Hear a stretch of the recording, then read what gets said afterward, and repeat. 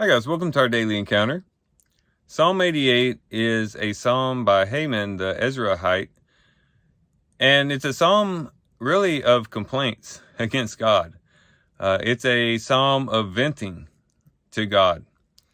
And there's several ways we could look at Psalm 88. We could see it as representing the whole nation of Israel.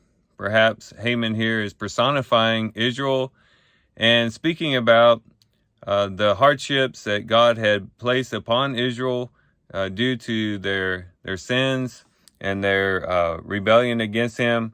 It talks about in verse 7, your wrath has rested upon me, and you have afflicted me with all your waves. And certainly we can think of times in which the Lord had disciplined the nation as a whole for the sins that they had committed. We're actually reading about that in our reading in the book of Jeremiah.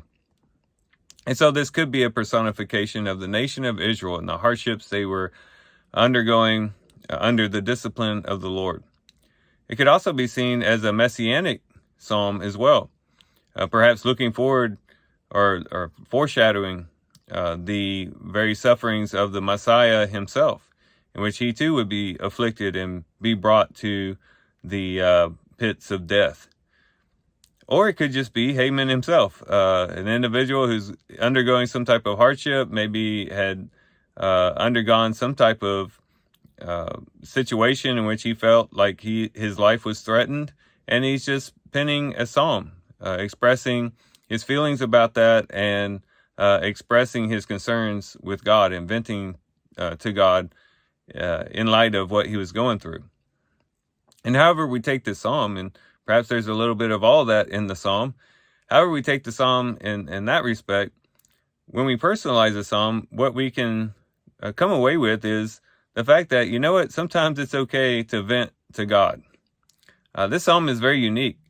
Most psalms that are similar to this, most psalms of lament, have a portion of lamenting, but then also have a portion in which the psalmist makes statements of faith in God and trust in God. Typically, the lamenting is at the beginning, and then it closes with statements of faith and trust in God at the end.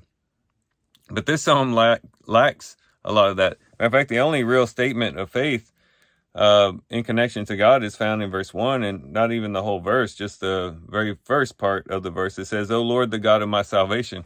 And then it goes into this long rant about how this person had been crying out to God. God's not answering their prayer.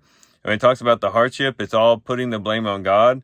It talks about, you have put me in the lowest pit. Your wrath has rested upon me. You have removed my acquaintances far from me. You have made me an object of loathing to them. Things like that. And it's basically just throwing everything at God in light of what this person or this nation or whoever it might be was going through. And it's just a pure psalm of lament and complaint and venting, which should tell us that, there is some room for that in our spiritual walk. It should tell us that, there are some times in which it is okay to vent to God, to really let him know what our complaints are, not being disrespectful, not being rebellious or ugly towards God, but just honestly sharing our feelings with the Lord. Lord, I really feel like I've been praying to you and you're not answering my prayer.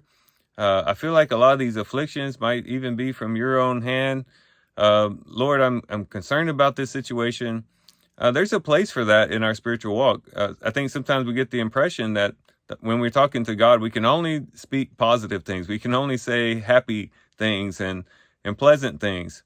But with this psalm, and we could also go to the book of Job and even Jeremiah himself, they are very honest about how they're feeling, and they go to the Lord and reveal and pour out their hearts before him and really let the Lord know what they're thinking and what they're feeling. And we ought to be comfortable doing the same. Now, we don't want our whole spiritual life to be just complaining all the time to God and finding every little thing to complain about, and that's all that we do. But in times where we really are hard pressed, in times where it's justified and we really are dealing with some hard stuff, it's perfectly fine to go to the Lord and tell him how we feel and be honest with him. pour out our emotions before him and express how we're feeling.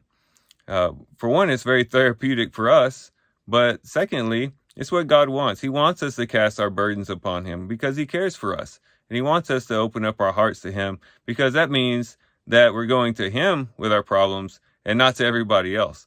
That we're sharing our problems with him, which means that we value our relationship with him, and he values his relationship with us, and he wants to hear what we're feeling. He wants to know and wants us to express what we're going through, and to share in that mutual sharing of communication that happens in any good, solid relationship.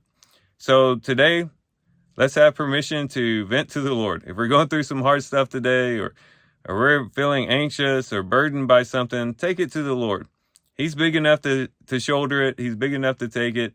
As long as we do it respectfully and with honor towards him, let's let him know how we're feeling and see if that doesn't help us, and maybe even strengthens our relationship with him, because we are taking it to the Lord and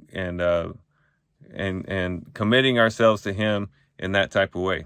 So these are some things we can reflect on and think about as we read Psalm 88. With that, guys, I do thank you for watching the video today. Hope you guys have a great day. Love you guys. God bless.